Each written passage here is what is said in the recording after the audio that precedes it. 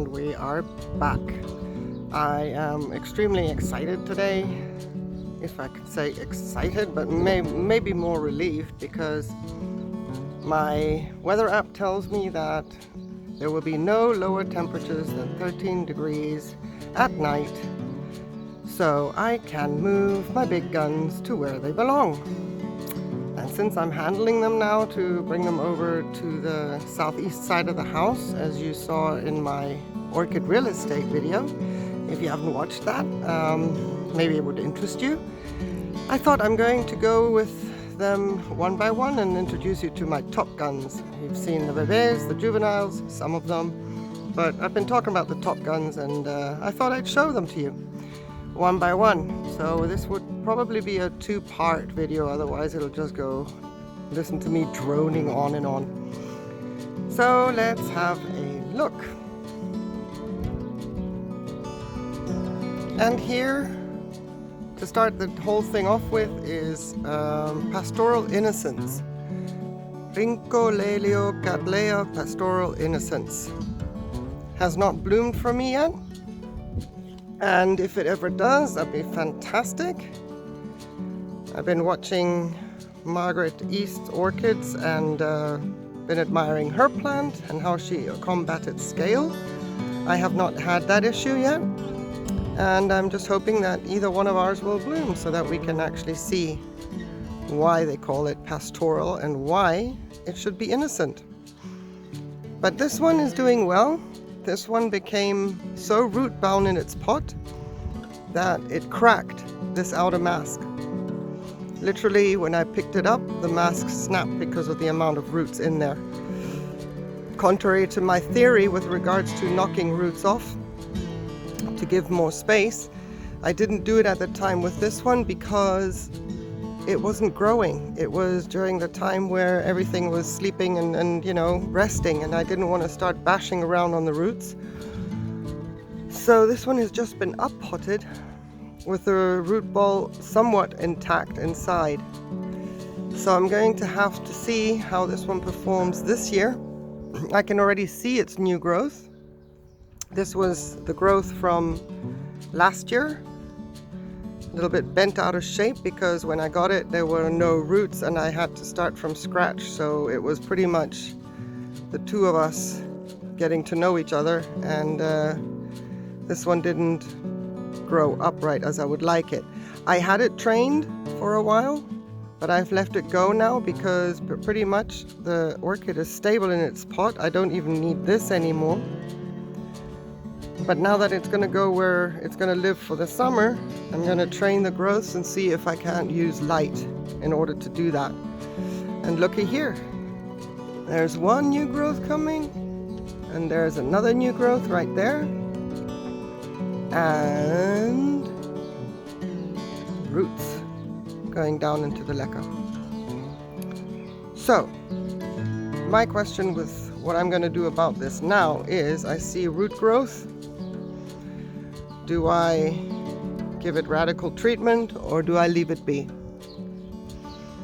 I'm very, very undecided because I haven't had it bloom for me yet, so I'm a little bit torn about it here or there. But there you go, Pastoral Innocence is on the move. Next up, it's Goldenzelle. Let's have a look. Are you a Cattleya or no? Brassavola Goldenzelle. It did bloom for me just before Christmas. Beautiful bloom. I have other orchids with, I would say, more impressive blooms, but for it blooming in the time of the year, it fills a gap, of which I'm very, very grateful. When other things are not much out or just in bud, this Goldenzelle fills a gap, and for that it stays in my collection, unless of course something shinier comes along. But for now, it's a nice one, and it's growing a new growth right there, and I think the second one over there. So that is very exciting. I'm very happy to see that. No new roots as far as I can tell. And this is the sunburn from when I first got it, and I chucked it out into highlight. Yeah, maybe that was a little bit too ambitious.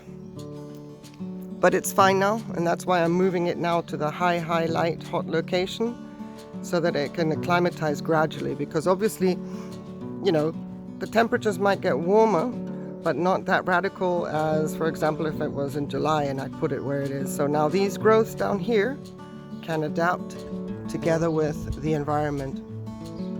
Woohoo! Way to go, Goldenzelle! And here is Laeliocattleya Chunyeah Good Life, #1. And it was that name that prompted me to buy it, because sometimes life can suck, and that's putting it politely. And I thought, well, with a name like that, every time I pick you up, I have to remind myself that life can be good. So that's how Chunyeah Good Life #1 came into my collection, and it bloomed for me. After Goldenzelle, this one started to pop out its buds, and I think I have a picture, and if I don't, I'll kick myself, and I'll put a picture up if I find it. I better, considering how I mess around with my app all the time. But yeah, it's doing well. So this one's getting moved to summer residence, and it's got a new growth busting out there at the bottom. Big, juicy, yum. Don't touch, don't mess, don't fiddle. Now that I've seen it, leave it alone. So in this pot, I would say there's enough roots for this summer. I will see what stage the roots will come out, and if I do my repot. I don't think it needs it, but time will tell how thirsty it's going to get. So, Good Life is also busting out some moves. Much appreciated. And here, once again, but just really quickly, is the CG Roebling Blue Indigo that you saw in my orchid tag video as well, that I featured as one of my favorites. So I'm not going to go on and on about it, but I did show you that the growth was coming along nicely, which is this year's growth, which started over the winter. So the leaf has opened up now, and that I had a second lead back here. In the video it was a little bit smaller, so that's coming on nicely, and that's why I'm showing it to you again, even so short after I've already done my tag, but I got another growth coming there. Maybe even 2. That would be amazing. I'm not going to count my chickens. We're not home and dry yet. When they get to this size, here on the right, I'm confident, but not before. But that's amazing, so I just wanted to show you that.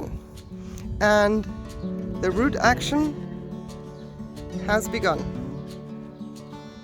So CG Roebling, anybody in doubt with regards to when it grows its roots? It doesn't grow them after flowering. It doesn't grow them on the timing of new growth. It grows them on the old growth when the second growth, the next one, is almost mature. That's just a little observation that we can take away based on what we see here now. Okay, CG Roebling. I like it. And this show off here, I say show off because it's the one that stands the most upright of all of them, next to the Brassavola digbyana that I totally adore. This one leaf, of course, has to do something completely rad. And when I got it, this growth was growing. The roots suffered with the planting into the leca. So the leaf didn't develop straight up. Oh well. It's like one of those, you know, those memes that you get with the owl and everybody's doing the same thing, but there's that one that does the funky stuff. Yeah, well, that's this leaf for Chunyeah green Mailmann. Are you? Or are you green?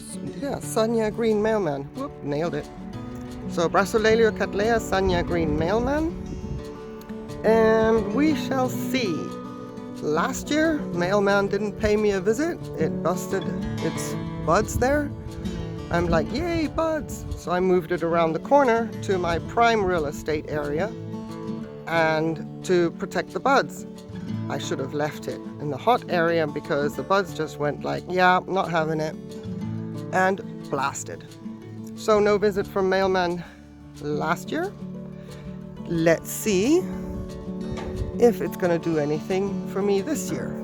Considering the lockdown, I haven't had a Mailmann visit me for at least 2 weeks now, even though I need and I'm waiting and I'm looking for stuff. But let's see, I've got a swelling eye there and a swelling eye right there. All right, and here as well, point of reference, if interesting or necessary, important, I find, the roots on the Chunyeah green Mailmann grow when the eyes at the bottom of the latest growth start moving, because these are all new roots. So if that helps anybody, you know, if the eyes start moving, that's when the roots start. If you need to repot, now's the time, go for it. Okay, Mr. Mailmann, pay us a visit soon.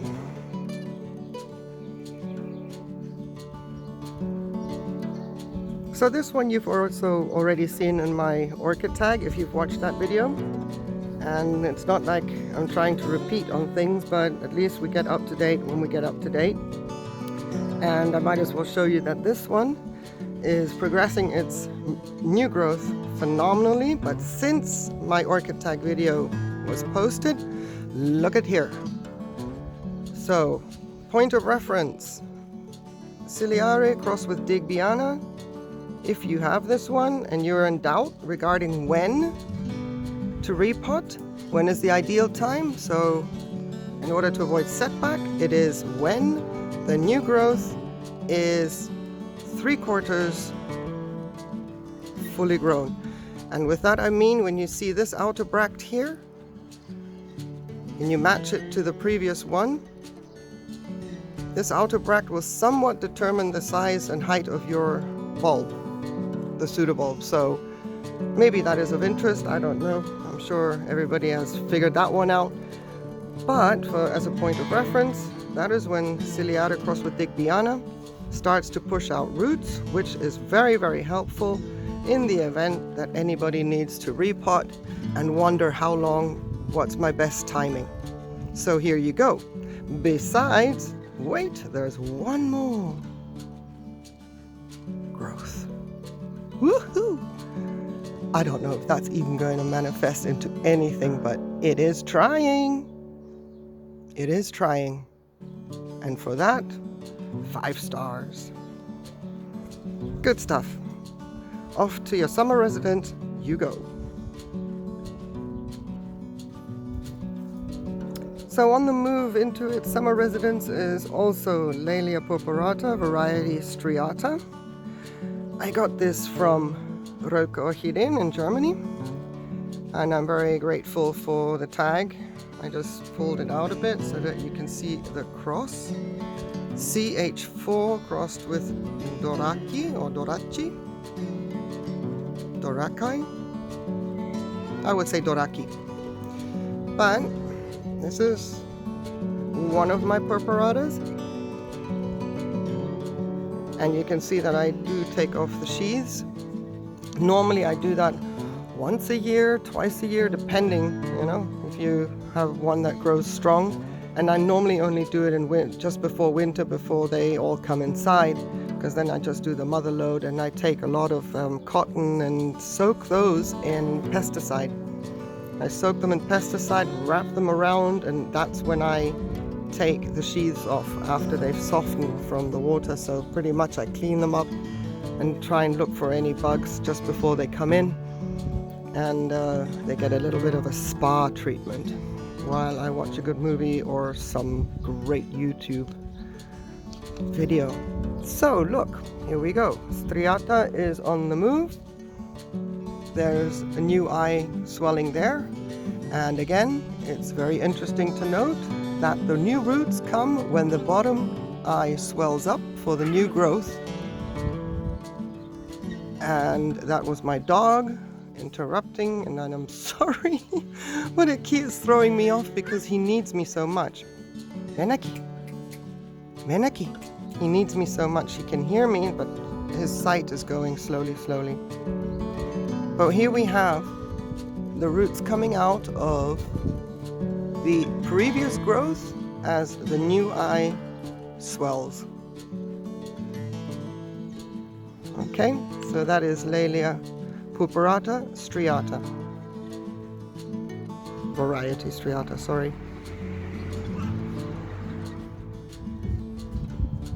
Laelia purpurata estriata variety Werkhäuseri, or the other way around. Laelia purpurata variety Werkhäuseri estriata. That's it. Let me say that again. Laelia purpurata variety Werkhäuseri estriata. Toma ya. This is interesting because I wanted to see how it will bloom differently from my striata that I previously showed you. The bulbs are different. They're not as elongated. They are more chubby. And yeah, look, I have a sheath. Now, this would be the first sheath. I can see that this one even produced ever in its life. If it's going to amount to anything, that's another story. It's been like that for several months now. I don't mind. These guys are known to just, go to sleep and then all of a sudden start busting some moves and getting all into flower mode. But I am quite happy to say, regardless of what this growth is doing or not doing with its sheath, down here I have another growth coming. So either way, it's good news right there. And again, the roots come out on the purpurata in this one, exactly like the previous one, when the swelling of the eye starts on the previous growth. And then it already promptly starts to send out new roots. There's one there as well. So yeah, this one's from Rhyncolaeliocattleya. And I had a little bit of a purpurata click enthusiasm into cart. Let's see what it does. Watch the sheath, and yay for the new growth.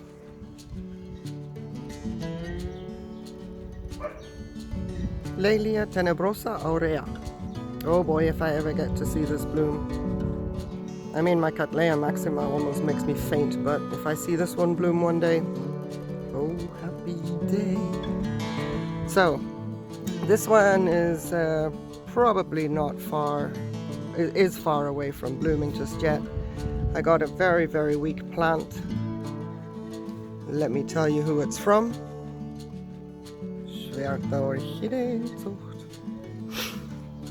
Deep breath. I got a very, very weak plant, as you can see. These 3 bulbs in the back here. Oh, they were so pathetic. I never thought I would ever bring it across, make it across to the other side. So it still has its ridges from all the stress from before, but kudos to this guy. Pushed out a great growth for me last summer. Didn't actually lose any height whatsoever. Same size bulbs, very, very happy about that. And it's growing roots now. I've got roots coming out now, so I'm thinking roots come before an eye pushes out, because I can't see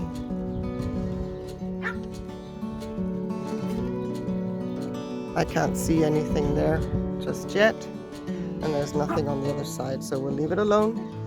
But I've got new roots growing, so it's thinking about doing something other than just growing roots, and maybe there will be something coming out from down there. So, there we have it, Laelia tenebrosa aurea, moving into the summer residence. And my dog is here down on my right side, and I'm very sorry, but I guess it's good timing now then as well to conclude the first part of the Top Guns as they move into their summer residence. So, thank you very, very much for watching. I hope this was of some interest to you, and please know that I really, really appreciate everybody who spends the time looking at my videos. It means a lot. You have no idea, but it means a lot. So thank you very much, and I'll see you next time. Bye.